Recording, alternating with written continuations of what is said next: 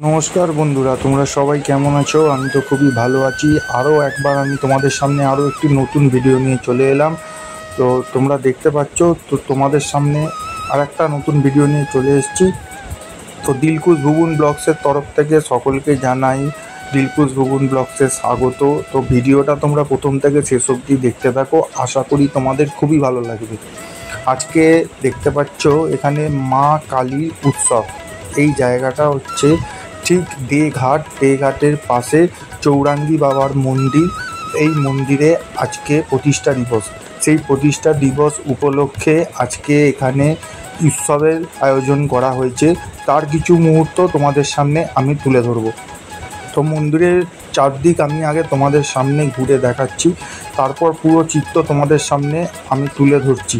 দেখতে পাচ্ছ এখানে প্রচুর পরিমাণে প্রচুর মানুষের সমাগম হয়েছে। তো দেখো এখানে লাগানো আছে শ্রী শ্রী চৌরাঙ্গী বাবা ও কালী মাতার উৎসব, বাৎসরিক উৎসব, দেঘাট লেন, শ্রীরামপুর। আজকে 29শে মার্চ স্থাপিত হয়েছে 1920 সালে মন্দিরটি।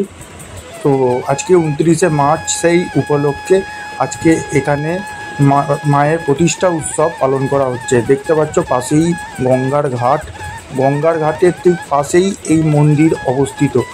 তো আজকের দিনে এখানে বহু লোকের সমাগম হয়েছে। এখানে দেখতে পাচ্ছ মায়ের প্রসাদ নেওয়ার লাইন পড়েছে। খুব লাইনটা অনেকটা দূর পর্যন্ত গেছে, প্রচণ্ড মানুষের ভিড়। এই যে দেখতে পাচ্ছ এখানে খুব সুন্দর শিবের একটি মূর্তি, আর এই যে দেখতে পাচ্ছ মা কালীর এই মূর্তি। আজকে মায়ের প্রতিষ্ঠা দিবস, যার নাম এখানে শ্রী শ্রী চৌরাঙ্গী বাবা বলা হয়েছে। এখানে চৌরাঙ্গী বাবা আসলে শিবকে বলা হয়েছে। এইটা দেখতে পাচ্ছ খুব সুন্দর মা কালীর মন্দির, কি সুন্দর ফুল দিয়ে সাজানো। এখানে পুরোহিত মশাই বসে বসে পুজো করছেন এবং মায়ের এখন ভোগ প্রসাদ দিয়ে পুজো করা হচ্ছে মাকে। তো তার পুরো মুহূর্ত তোমাদের সামনে আমি তুলে ধরছি। ভিডিওটা আশা করি সবাইকার খুব ভালো লাগছে।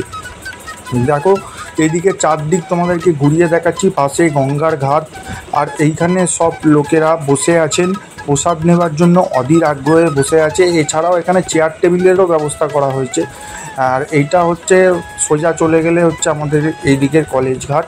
আর এখানে দেখতে পাচ্ছ সব কাটাকুটি করে রাখা হয়েছে এবং এখানে অনেক মানুষের সমাগম হয়েছে, অনেক ভক্তের সমাগম হয়েছে। আর এখানে বসিয়ে খাওয়ানো হচ্ছে। দেখতে পাচ্ছ পাতা জলের গ্লাস এখানে পড়ে গেছে, এখনও মায়ের প্রসাদ পড়েনি।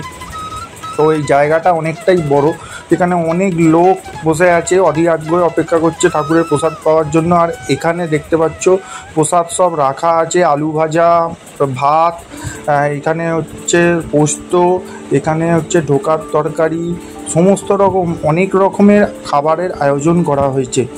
তো সেই মুহূর্ত তোমাদের সামনে আমি যতটা পারছি তুলে ধরার চেষ্টা করছি। বন্ধুরা, ভিডিওটা কেউ স্কিপ করো না, আর ভিডিওটা দেখে সবাই অন্তত চ্যানেলটি সাবস্ক্রাইব করে দিও।